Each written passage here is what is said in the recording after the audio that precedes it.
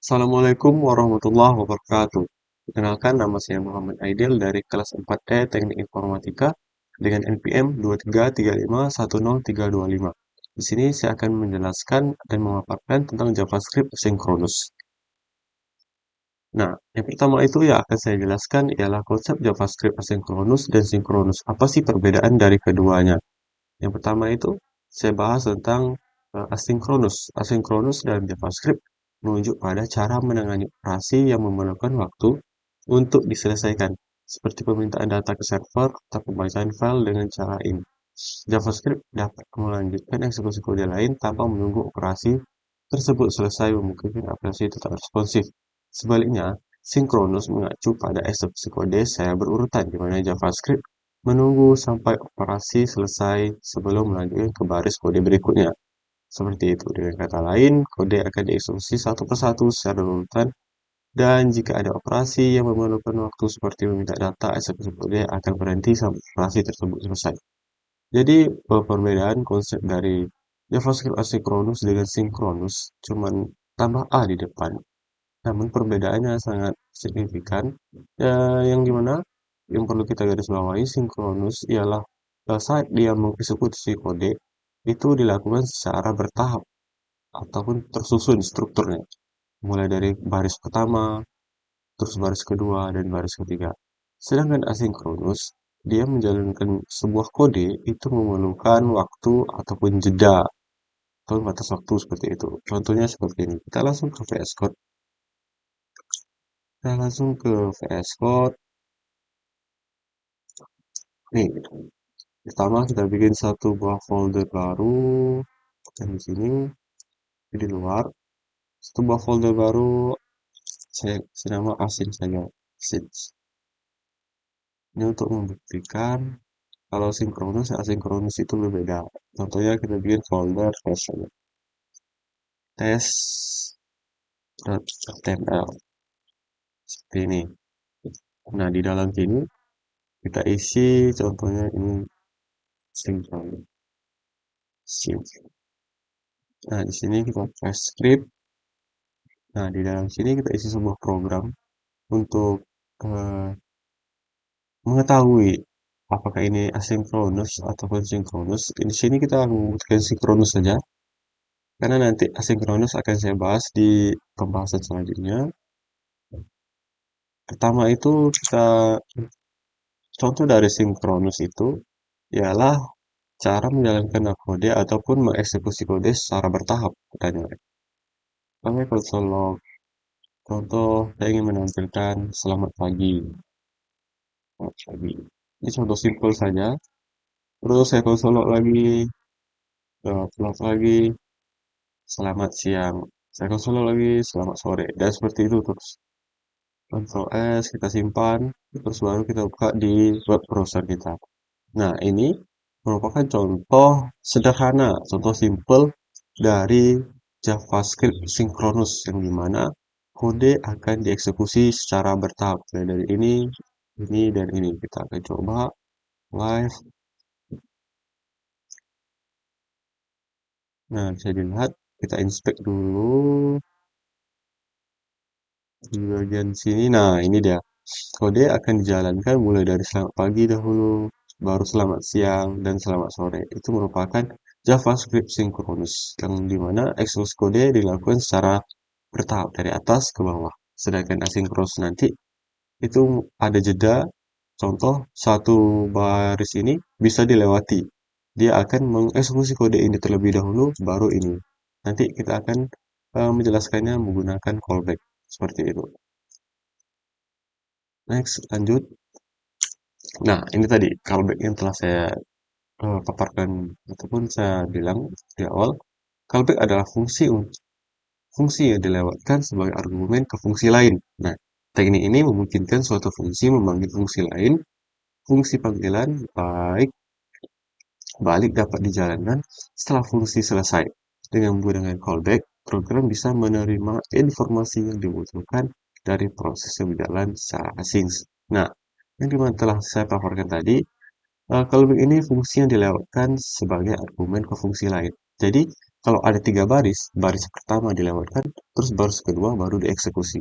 Setelah baris kedua dieksekusi, mungkin baris pertama akan dieksekusi lagi. Seperti itu. Next. Nah, di dalam callback ini terdapat metode yang bisa kita gunakan. Salah satunya ada dua nih. Ada set timeout yang digunakan untuk menjalankan proses sinkronus sekali dalam waktu tertentu. Jadi kita eh, melakukannya itu sekali dengan cara eh, dia mengeksekusi kodenya dalam satu waktu itu cuma sekali, seperti itu. Contohnya pada menit ataupun pada detik ketiga baru dieksekusi, ataupun detik keempat atau kelima. Terus ada set interval digunakan untuk menjalankan proses asinkronus secara periodik dalam waktu tertentu. Nah, kalau set interval ini dia berulang-ulang dalam waktu tertentu. Contoh, setiap detik 2 dia akan terus mengeksekusi kode tersebut. Nah, seperti itu. Dan ini juga berupa sintaknya, set timeout, terus callback-nya apa, terus time in mils nih. Kita deklarasikan berapa eh, milisecond ataupun contohnya 1000 itu sama dengan 1 detik seperti itu. Next, nah mulai dalam programnya, yang dimana nanti akan ada set timeout menggunakan callback kita di sini. Langsung saja kita ke codingannya. Sini saya bikin folder baru, file baru, callback ya. Callback.html. Ini, terus ini untuk ini kita bentuk ini callback. Terus script biasa, nah di sini kita baru isi. Yang pertama itu kita H1 dulu. H1, H1-nya di sini. H1, terus di dalam script ada apa tadi? Oh, ini H1 message. Oke. Nah, di sini kita bikin H1 dulu, terus kita div untuk ID message-nya. Selanjutnya baru kita isi script-nya dengan program, dengan function. Oke, oke. Seperti ini. H1 pesan pokoknya. Sini ya, pesan, terus di sini kita bikin div, di mana sini div dapat ID message. Ini terus di sini baru kita bikin sebuah function function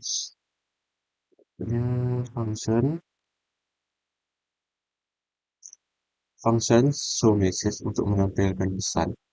Terus baru kita deklarasikan variabel message. Oke. Function show message.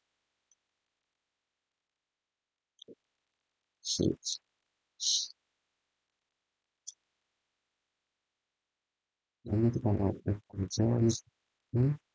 Nah, setelah itu baru kita deklarasikan sebuah variabel fonts message elemen. Boleh ya kita ikutin ini. Oke, ini sudah seperti ini. Message elemen inner HTML, tapi nanti ada perubahan sedikit yang dimana dia harus seperti ini yang akan saya buat. Kita mendeklarasikan variabel message div, terus dokumen elemen by ID, yang isinya itu si ID message, baru di dalamnya ada teks kontennya.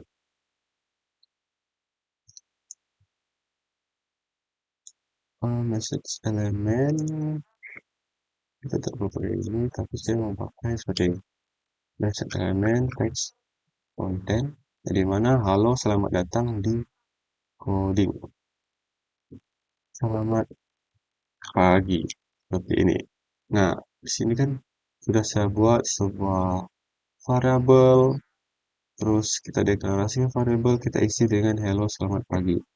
Oh, ada satu lagi yang harus kita lakukan, yaitu kita menampilkan ataupun kita membuat sintak dari callback itu dengan set tip out, ini set tip out, terus kita panggil apa nama fungsi dari callback kita, terus kita deklarasikan berapa waktu ataupun jeda saat kita ingin memanggilnya. Seperti ini. Nah, di bagian sini baru kita panggil set tip out so message.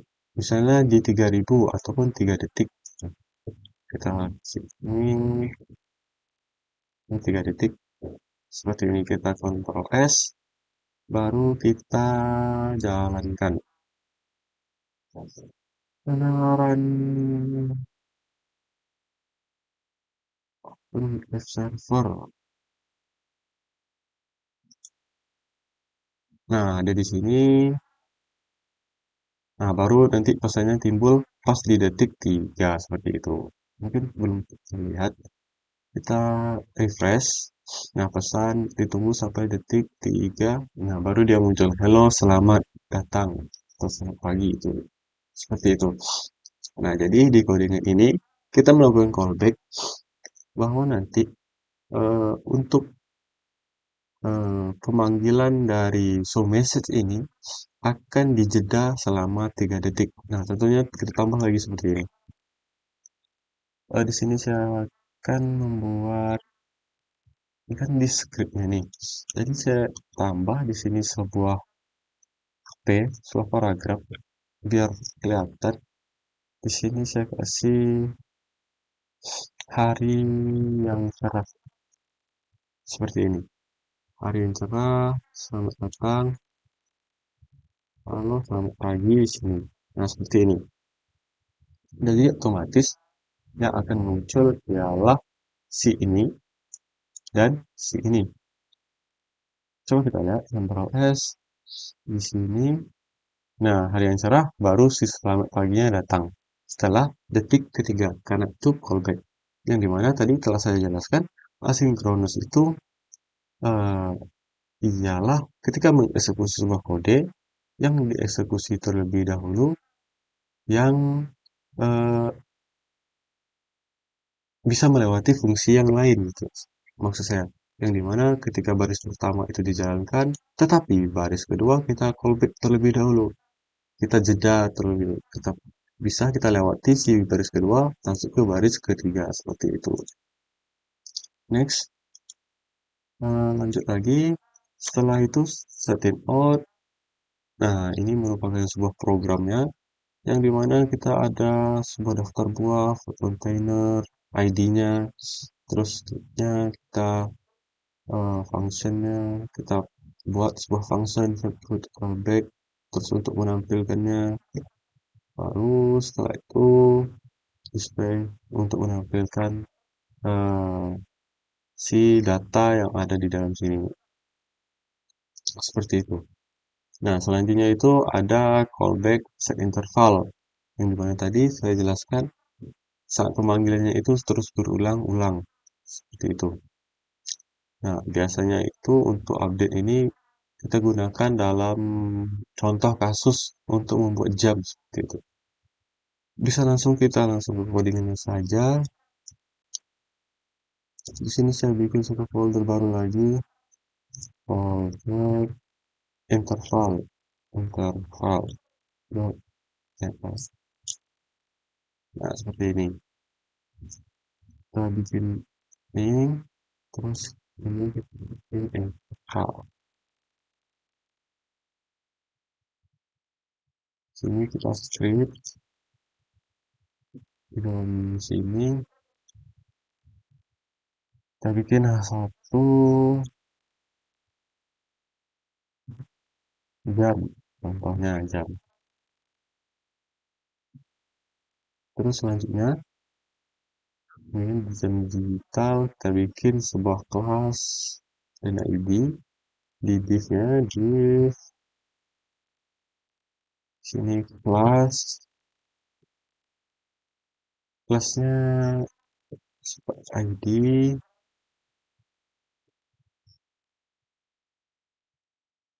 time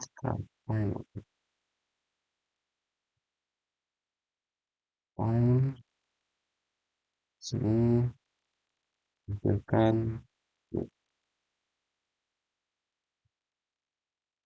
Oke, seperti ini. Terus di dalam scriptnya kita buat sebuah function, function show time untuk menunjukkan waktu, show time. Nah, seperti ini. Terus baru kita mendeklarasikan tar. Nah, kita deklarasikan untuk variabel sekarang itu dengan menggunakan fungsi newDate. Const now sama dengan new get. Oke, seperti ini. Terus selanjutnya kita deklarasikan const, baru kita mendeklarasikan time string untuk waktunya. Ini ada fungsi lagi, fungsi JavaScript juga, no follow. Oke, sebentar. Time string const time, seperti ini. Terus baru kita deklarasikan time elemennya seperti ini, current time. Terus text content-nya kita isi dengan time string. Seperti itu, text time string seperti ini. Terus baru kita akan memanggil ataupun menampilkan sebuah fungsi yang kita buat dengan set interval terus dengan update time seperti itu.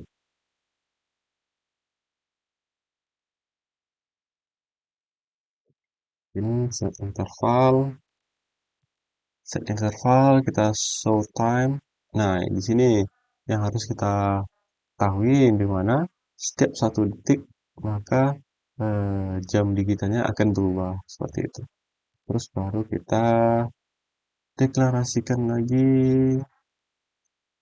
update time sesuai waktu sekarang. Update time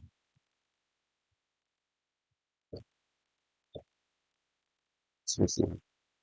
Nah, coba kita Ctrl S, kita jalankan di web browser kita. Sebentar, nah jam. Nah, ini dia sudah kelihatan di mana di setiap detik, di setiap 1 detik maka eh, ini akan terus bertambah, akan terus berulang, akan terus berinterval. Interval kan itu ialah terus berulang, terus berputar, interval, terus 4 4 5 dan seterusnya sampai terus mengeksekusi kodenya sampai dengan kode itu dihentikan. Nah, ini merupakan contoh dari callback interval. Nah, selanjutnya kita akan membahas tentang promise, yang dimana promise adalah proxy untuk nilai yang belum tentu diketahui saat janji dibuat. Ini memungkinkan untuk mengaitkan pengendali dengan nilai keberhasilan akhir atau alasan kegagalan tindakan sinkron. Nah, bisa dibilang sebuah promise ini ketika kita melakukan kegiatan JavaScript asinkronis, tentu ada tingkat keberhasilan akhir ataupun nilai kegagalan. Nah, di promise inilah yang akan kita setting apakah dia akan menepati sebuah janji, bisa dibilang janji, untuk nilainya berhasil ataukah gagal. Kalau berhasil, apa yang keluar? Kalau gagal, apa yang akan keluar? Ataupun ditampilkan next. Nah, di sini ada sebuah penjelasan. Kalau kita melakukan sebuah callback, tentunya sebuah kode akan bisa terlihat seperti di layar PPT, yang dimana akan ada banyak function yang akan kita buat, terus akan ada segitiga ataupun pyramid of Doom, bisa dilihat seperti ini, maka sebanyak callback kita yang akan kita buat, misalnya ada 10 callback yang kita buat, maka akan ada 10 segitiga seperti ini, ataupun pyramid of Doom yang akan kita bikin. Maka dari itu, timbullah atau dibuatlah fungsi promise ini, karena kita harus memanggil callback. Nah, ini di sini, karena kita harus memanggil callback di dalam callback, kita dapat menggunakan dot operation seperti ini kan. Kita function, terus kita panggil satu callback satu-satu. Nah, fungsinya sangat bersarang, yang sangat jauh lebih sulit dibaca dan debug. Nah, ketika ini sudah banyak, bagaimana cara kita debuggingnya, maka akan sulit ketika ini banyak. Ini kalau masih satu 2 3 masih lebih mudah, masih mudah untuk mendebuggingnya. Tapi ketika banyak, itu akan menjadi ribet. Nah, karena inilah eh, dan juga untuk ini, segitiga ini terkadang disebut dengan callback hell atau piramida of Dom.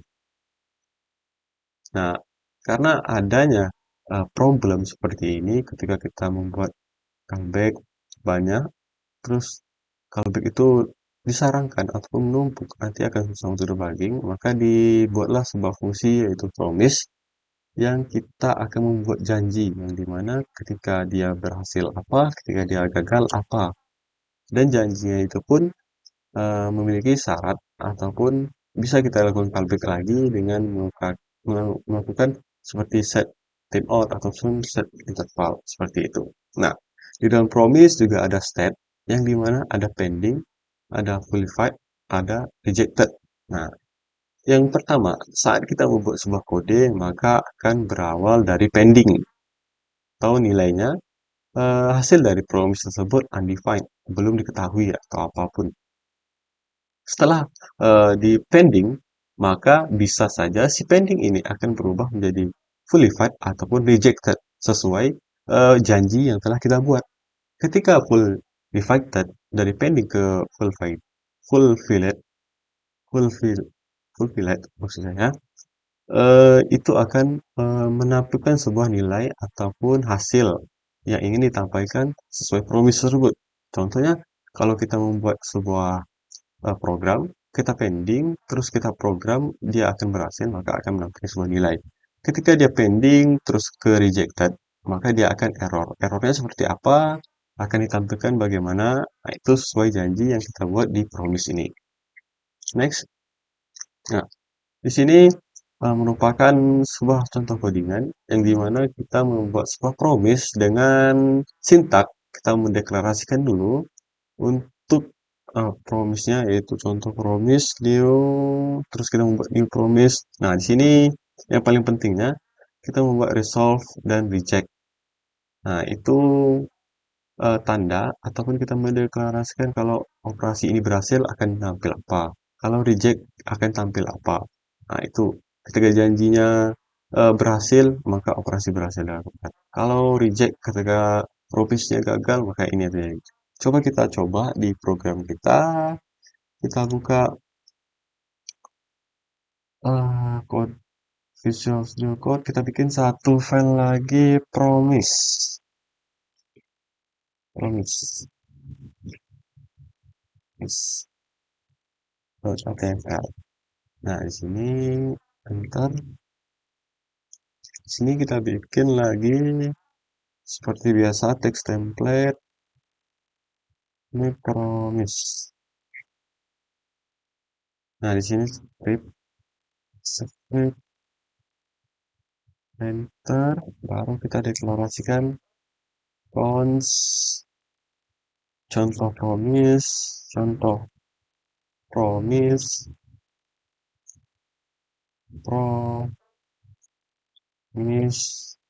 new promise. Ini untuk sintaknya yang dimana ada resolve dan reject. Nah, ini sudah ada nih. Sudah ditampilkan seperti ini.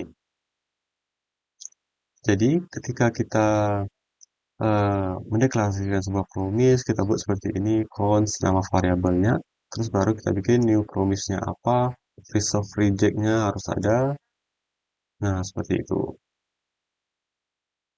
Nah, jika codingan ini kita jalankan, yang dimana kita men-settle awalnya ialah true, maka dia pasti akan berhasil kan. Jika sukses, maka dia pasti berhasil. Ctrl S, kita jalankan, open web server, promise-nya kita lihat di text, karena kita pakai console log. Sebentar.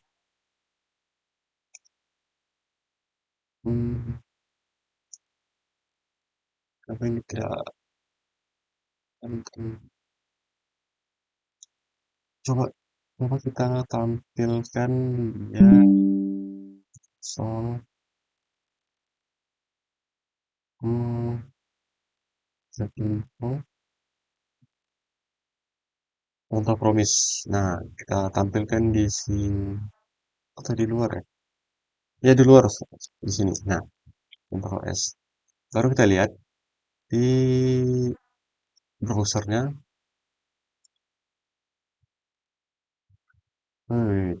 Ada yang kita panggil seperti Ctrl S.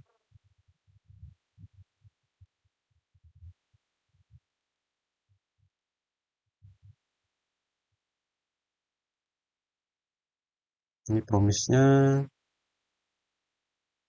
Nah, ini dia hasilnya. Yang dimana objeknya ada validate berhasil. Nah, untuk promise-nya itu validate, kita men-settingnya, kita janjinya itu dari pending ke validate, yaitu berhasil. Seperti itu. Contohnya kita bikin lagi ini, kita bikin ini menjadi false. Otomatis dia akan menjadi reject ataupun rejected sesuai dengan state-nya. Kita di sini, terus nah baru di sini dia bilang promise rejected dengan kondisi atau state-nya itu rejected dan ini ada kata-katanya gagal. Seperti itu untuk promise-nya. Kita janji bahwa ketika ada gagal akan ada tulisan gagal seperti itu. Next lagi. Nah, untuk di promise sendiri ada 3 metode yang bisa kita gunakan. Ada then, case, dan finally. Untuk then, mendapatkan atau mengubah data ketika promise itu sukses. Sedangkan case untuk mendapatkan data error ketika promise gagal. Finally akan disesi ketika terjadi sukses atau kegagalan pada promise. Nah, seperti itu. Untuk then, terkhususkan untuk ketika data yang kita dapatkan dari sebuah janji atau promise itu berhasil. Sedangkan untuk case, kita dapatkan ketika data itu error, apa yang akan kita tampilkan. Sedangkan finally itu seperti biasa, kayak konsol biasa, kita mendeklarasikan biasa, ataupun kita setelah selesai, kita kasih tanda dengan finally, seperti itu. Next. Nah, ini merupakan sebuah program yang dimana program tersebut ada memasukkan promise methodnya menggunakan then, case, dan menggunakan finally. Nah, bisa kita coba di sebuah program kita. Pertama, kita buat function dulu, sebentar. Kita buat sebuah function. Oke. Hmm, sini kita hapus saja. Kita hapus. Hmm, kita hapus. Di sini. Kita bikin satu file aja. Tidak salah, promise menggunakan metode contohnya HTML seperti ini. Salah dong. Maaf, rename. Nah, ini kita ambil aja C. Ini V di sini kita buang. Kita bikin sebuah function terlebih dahulu. Functionnya apa dong? Function sebentar. Ambil data dari server katanya. Ambil data dari server. Terus kita mengembalikan nilainya. Oke. Ambil get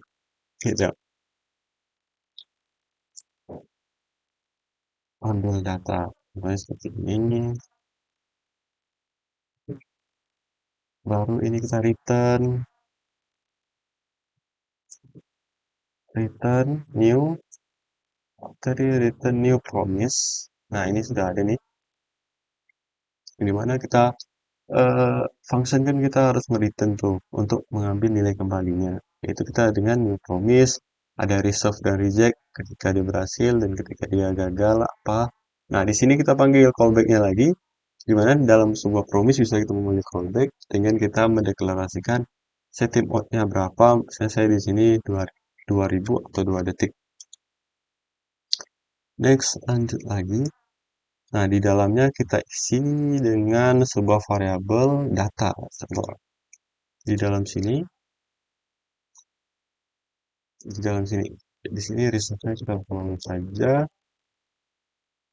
fonts data. Saya isi sebuah data, ini sebuah data, nama, ini terubah namanya Fajon, Aidil, umur 20 boleh. Ntar, setelah itu baru kita kasih dia if atau conditional, stiker conditional, if ketika data, resolve data akan menampilkan ketika datanya benar, maka akan menampilkan data. Ketika salah, error, new error, maka data tidak ditemukan katanya. Dengan nilai ataupun dengan jeda 2 detik. Seperti itu sesuai nilai. Terus baru kita ambil data, kita gunakan lagi then. Baru lagi kita gunakan si then-nya. Bentar. Baru lagi kita menggunakan si then dengan kita menggunakan, kita panggil fungsinya ambil data. Nah, ini sudah ada nih. Ketika ambil data, kita menggunakan then, dan function arrow kita menggunakan then data akan menampilkan sebuah data kita ini. Terus ketika dia error, dia akan menampilkan error message yang ada di sini. Coba kita jalankan. Control open with left server, kita coba di promise method. Kita inspect. Coba kita lihat di konsol. Nah, ini ada nih objek. Nah, ada. Nah, ketika ini kan jatuhnya promise-nya kita lakukan ini berhasil, maka akan tampil ideal 20 seperti itu. Ini bagaimana kalau kita janjikan kalau promise ini tidak ditemukan? Contoh ketika ini kita rubah deh. Ini kita rubah menjadi data 1. Otomatis kan nggak ada tuh nilai ataupun data yang kita deklarasikan data 1. Pasti tak akan ditemukan. Kita lihat, nah di sini nah dibilang nih, uh, ada bacaan error, reference error, data is tidak didefinisi. Seperti itu. Sebentar. Seharusnya ini kita bisa panggil si reject aja nih. Kalau setelah eksperimen seperti ini error data tidak ditemukan. Ctrl S. Coba lihat. Nah, sebenarnya data juga error.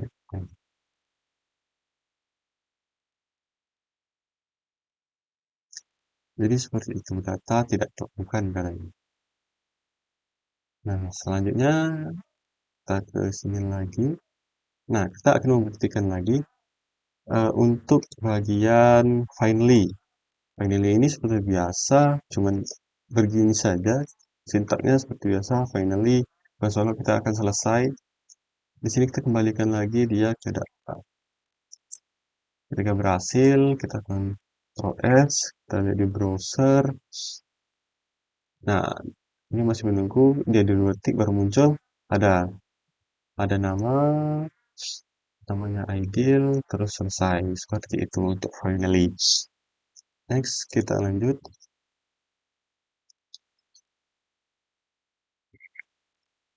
Nah, di dalam promise ada static method juga selain ada method biasa.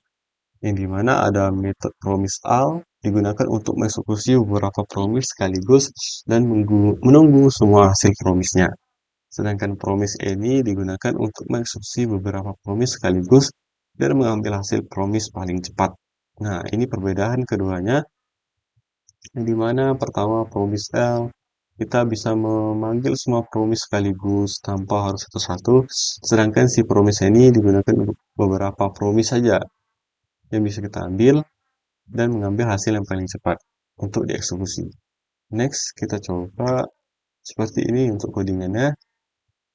Namanya ini promise all kalau tidak salah, dimana dia menggunakan promise.all, ada promise 1, promise 2, promise 3 disatukan. Nah, seperti itu. Jadi, bisa kita langsung praktikkan saja di VS Code. Kita deklarasikan saja di VS Code. Di sini, kita bikin file lagi promise titik al, promise al, kita tempel seperti ini. Kita ambil saja dari sini. Ctrl C, promise al, Ctrl V. Nah, di sini. Di sini kita hapus saja.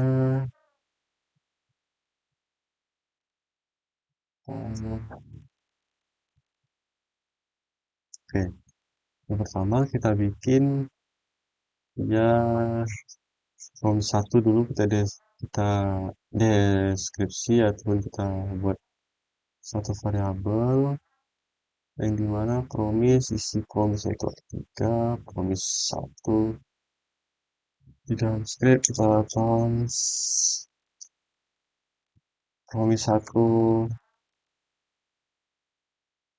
1 promise resolve. Nah, ini promise 1 4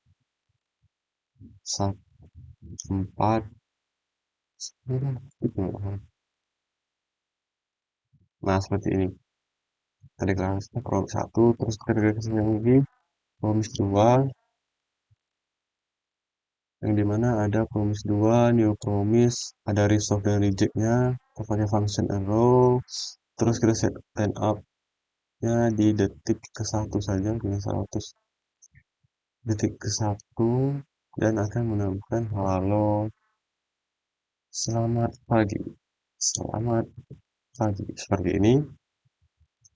Dan kita bikin satu buah ini lagi yang dimana dia menyimpan sebuah data. Kita resolve kan juga promise 3 seperti ini. New promise subject selamat siang, seperti ini boleh. Tapi di sini saya ingin dia menyimpan sebuah data ini. Nah, soft 200 dia menyimpan sebuah data, tapi dia itu menggunakan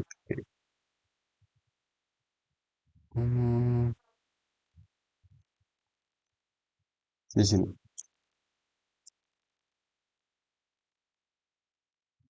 Nah, kita tipenya error. Oh,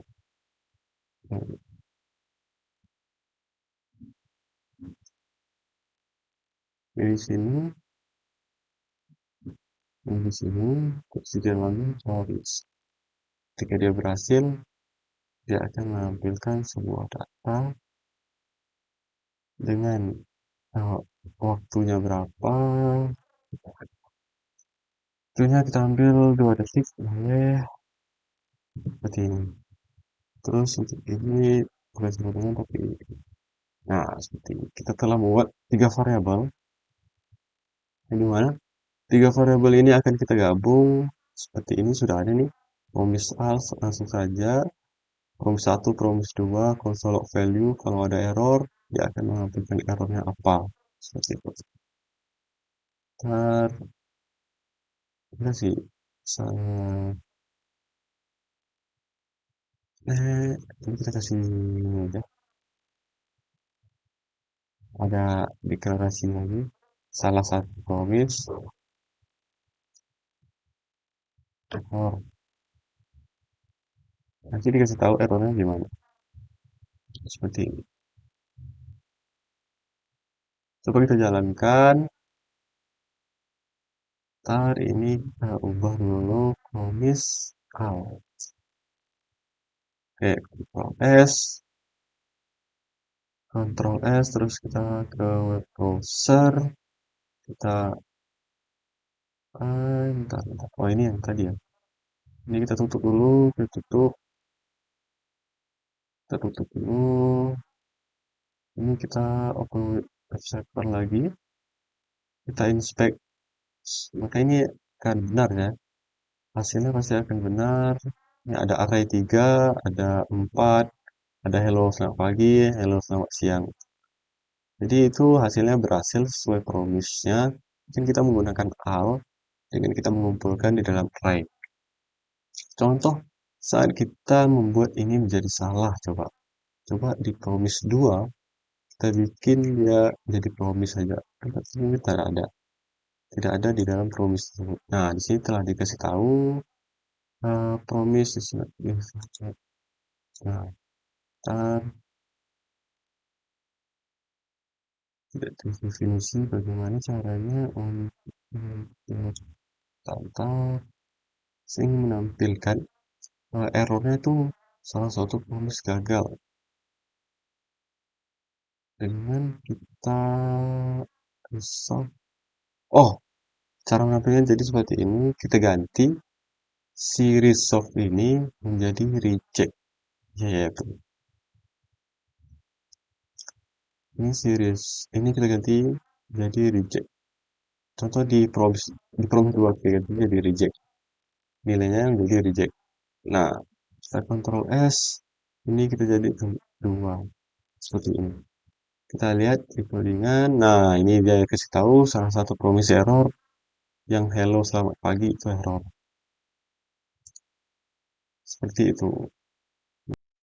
Baiklah, selanjutnya kita akan membahas tentang async atau await. Asynchronous membuat fungsi mengembalikan promise, sedangkan await membuat suatu fungsi menunggu promise. Nah, jadi async atau await ini adalah sintaks yang dibangun di atas promise dan membuat penanganan operasi asinkronus menjadi lebih sederhana dan lebih mirip dengan kode sinkronus. Nah, jadi ini merupakan sebuah penyederhanaan kode yang akan kita buat. Ini lebih mirip ke sinkronus dan lebih simpel untuk kita gunakan fungsi await saat kita isi dalam promise di dalamnya saat kita menggunakan fungsi asynchronous ini.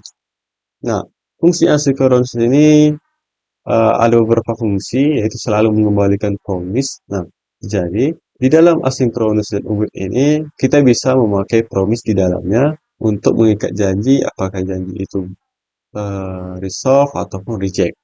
Selanjutnya itu memungkinkan penggunaan kata kunci await di dalamnya. Jadi saat kita memakai asynchronous, kita bisa memakai await di dalam situ tanpa harus memanggil callback lagi. Contohnya callback, misalnya set timeout, callback, set mode-nya berapa.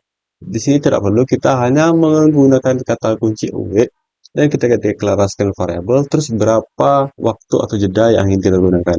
Terus selanjutnya secara otomatis membungkus return value menjadi promise. Nah, di dalam fungsi tersebut kita bisa menggunakan promise seperti yang saya jelaskan tadi. Nah, ini untuk uh, kode codingan untuk fungsi asinkronus yang sederhana. Di dalamnya terdapat pertama sintaknya async, kita harus mendeklarasikan sebuah sintak fungsi asinkronus, yang dimana asinkronus ini sebuah fungsi yang memiliki parameter. Ya, di dalamnya ada ini program-program sederhana saja. Kita coba di VS Code.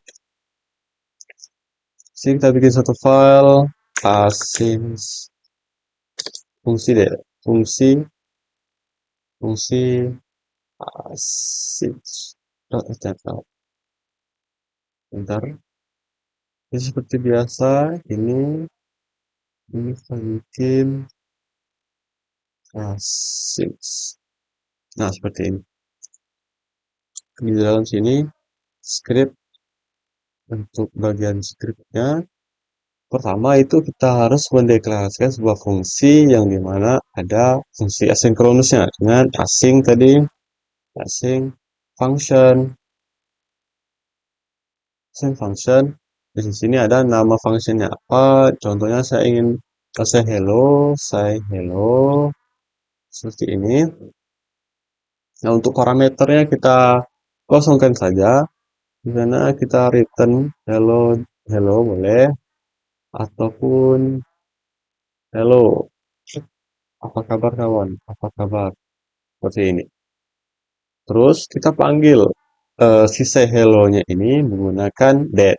Say hello, hello, ini udah ada, di mana pesannya itu merupakan hasil dari result ataupun di sini harus sama kalau pesan ya pesan, result ya, ya result untuk di dalam .den tersebut. Konsolnya adalah result. Pasti nanti yang akan muncul ialah hello, apa kabar. Kita Ctrl S, kita jalankan lagi open left servernya. Kita lihat inspect di konsol. Sebentar, ada error katanya. Saya hello tidak didefinisi. Bentar. Kita lihat di codingan katanya say hello return. Cobain kita ganti menjadi pesan. Coba. Pesan. Kita ini juga kita ganti menjadi pesan. Nah, errornya tuh di sini. Untuk seharusnya ada di sini. Terus di sini. Hmm,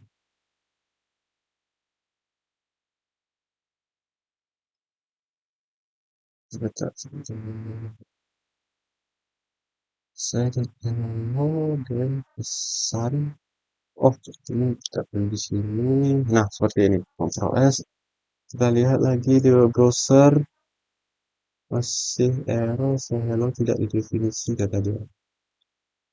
Dan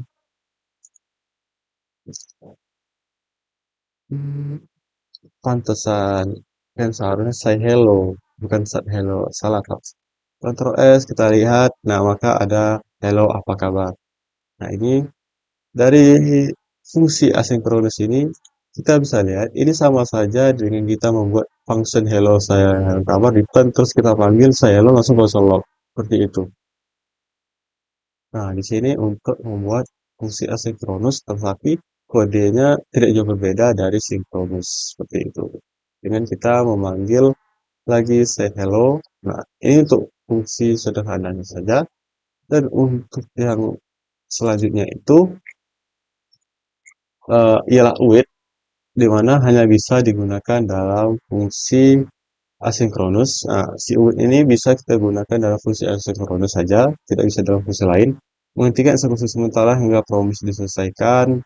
Jadi setiap eksekusi yang dilakukan berfokus pada satu fungsi saja.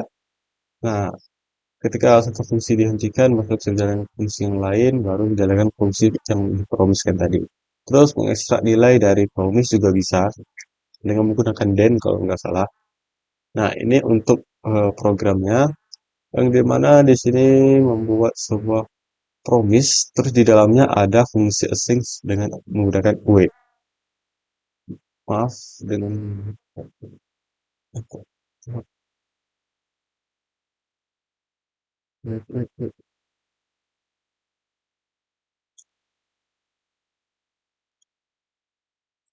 nah, seperti itu. Lanjut saja kita ke dalam codingannya.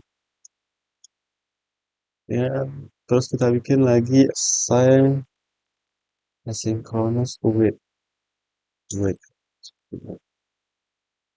data. Nah, di dalam sini ini kita ambil saja Ctrl C, masuk ke sini. Oke, ini bisa kita hapus. Nah, yang pertama itu, ketika kita ingin membuat program, seperti biasa kita bikin sebuah function biasa dulu. Function, nama fungsinya boleh tidur.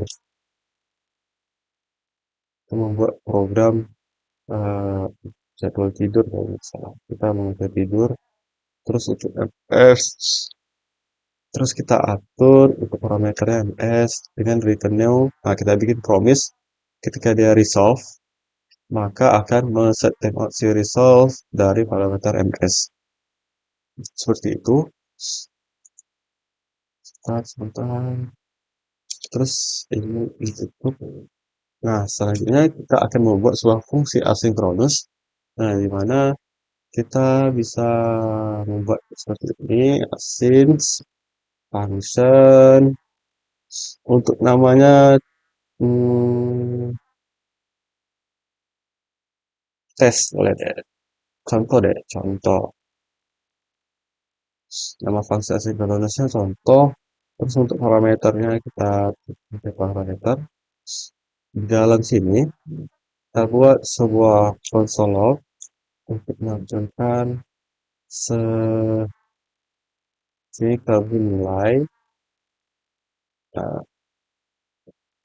terus di dalam fungsi asinkronus ini baru kita panggil si UWIT-nya, yang dimana kita telah mendeklarasikan sebuah function nih. Kita panggil saja si tidur ini menjadi awake. Awake kita mengambil tidur selama berapa detik. Kan biasanya kalau kita buat function biasa return new kita deklarasikan sebuah nilainya berapa. Tapi di sini kita bikin untuk mendeklarasikan berapa jedanya. Sini saya 2000 saja. Terus di bawahnya baru kita console log untuk menampilkan console log itu selesai saja untuk melihat perubahannya. Baru di sini kita panggil si function asinkronusnya. Contoh ini. Nah, di sini kita telah selesai untuk si UWIT-nya. Mungkin di dalam UWIT kita juga bisa seperti ini. Contoh kita deklarasikan contoh cons data contohnya. Kita kasih UWIT, UWIT apa gitu. UWIT. Contoh kita mau ngambil data dari API ataupun dari website kayak ini, seperti ini. Nah, juga menggunakan intinya ada UWIT di depan. Ini karena kita telah mendeklarasikan sebuah function biasa, si tidur ini, maka kita langsung aja wait, kita panggil functionnya, dan kita atur berapa waktunya, seperti itu. Ini kita jalankan, Ctrl S, terus kita buka di open website kita. Mari kita buka inspect, di konsol, mulai nih, mulai dari mulai, terus selesai, seperti itu. Sebentar, seharusnya dia harus muncul tidur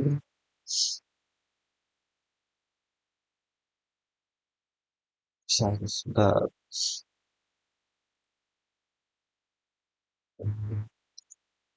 Mulai, kita mulai terus selesai setelah dari. Jadi fungsi UWIT-nya telah berjalan ketika kita memanggilkan tidur, maka akan ada di situ. Contoh deh, kita tambah lagi deh supaya terlihat eh apa yang mau kita cons log oh ini tidur. Wow, itu bisa tidur. Contoh S S S S di server mulai dari mulai selesai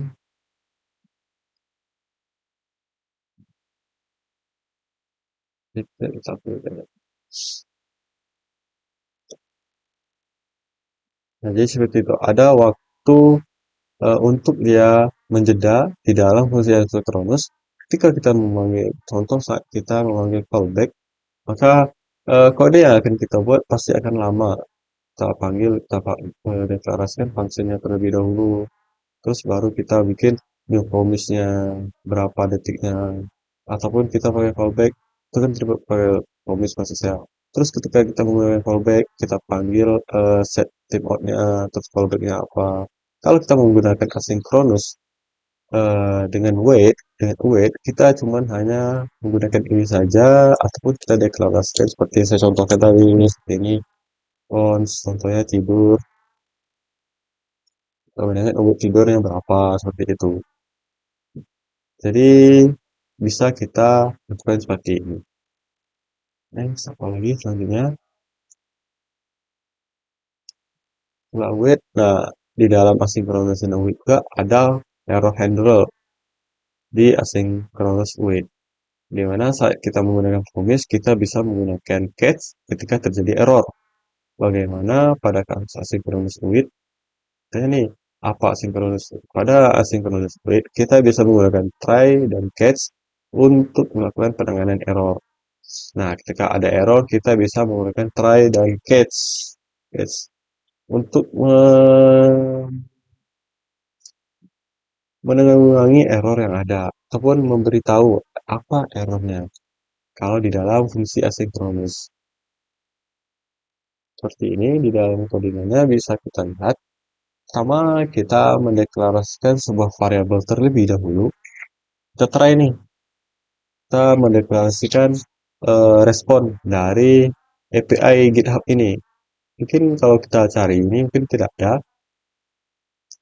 Coba kita cari ya. Terus nanti kita deklarasikan datanya apa, respon.sound console log, data name. Nah, terus kita pakai catch, errornya apa, kita mengambil error dan jalankan fungsinya. Oke, lanjut, langsung kita coba di codingannya. Ini since menggunakan apa ya, error handle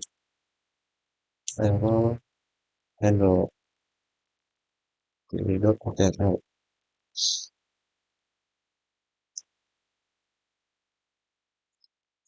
Ctrl C, ini kita copy di sini. Nah, di sini kita hapus saja program yang lalu.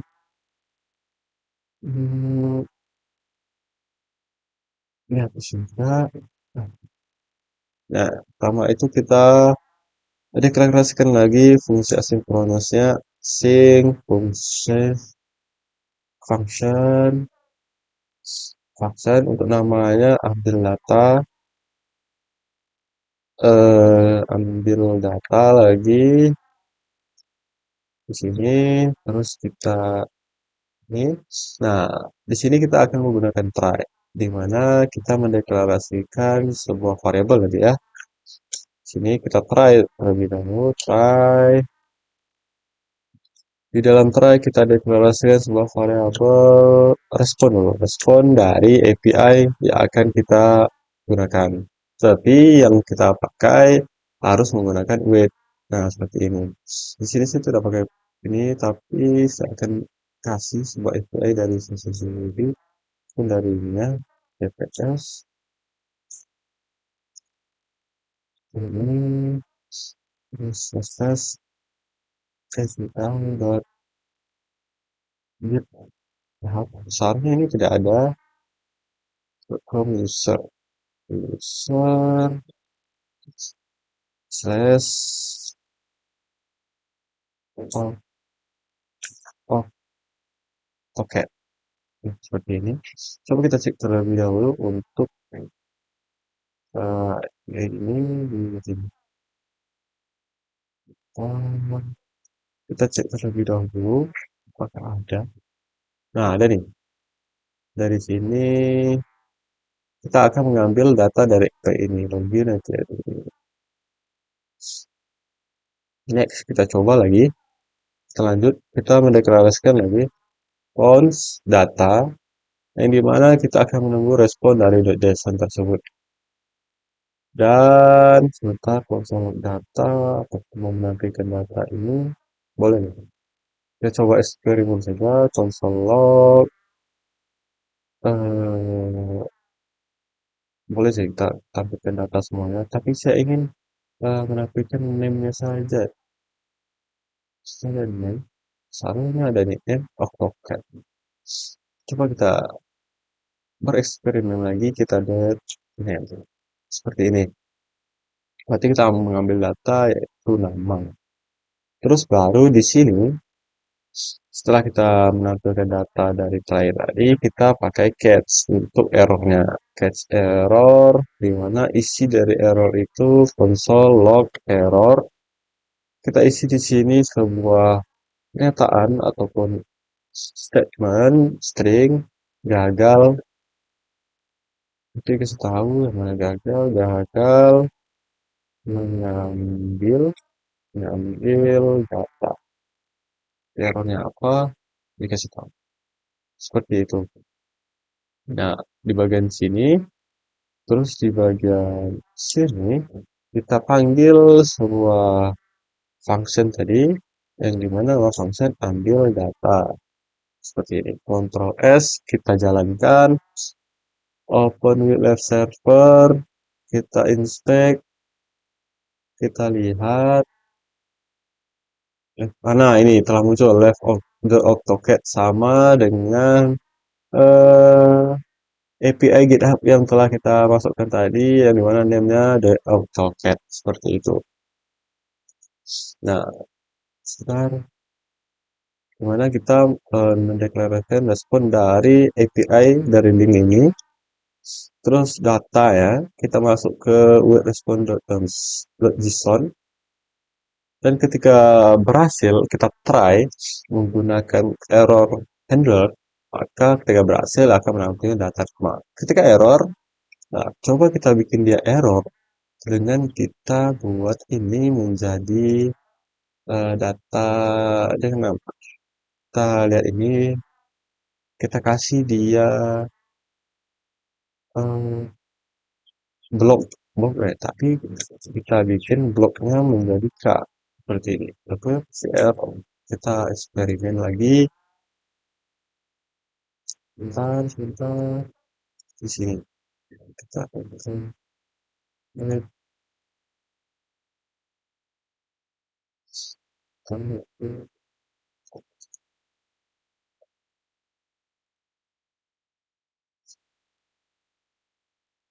tidak direvisi. Bagaimana caranya supaya error gitu. Case-nya itu ke error, jangan ke bagian benarnya, tapi bagian errornya. Atau ini kita buat datanya ini ambil name. Coba lagi Ctrl S. Sini katanya no, tidak ada datanya. AutoCAD. Hmm, sebentar. Kita melakukan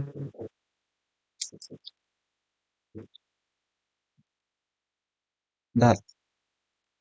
S, coba balik lagi. Nah, ini udah error nih. Gagal mengambil data yang dimana dat tidak didefinisi katanya. Kata referensi error. Nah, seperti itu.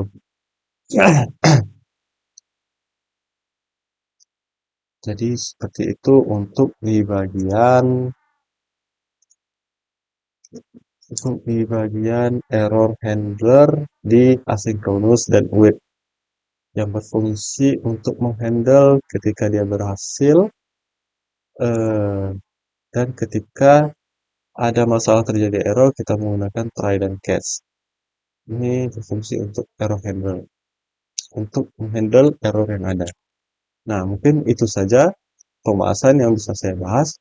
Lebih dan kurang saya mohon maaf. Wabillahi taufiq wal hidayah. Wassalamualaikum warahmatullahi wabarakatuh.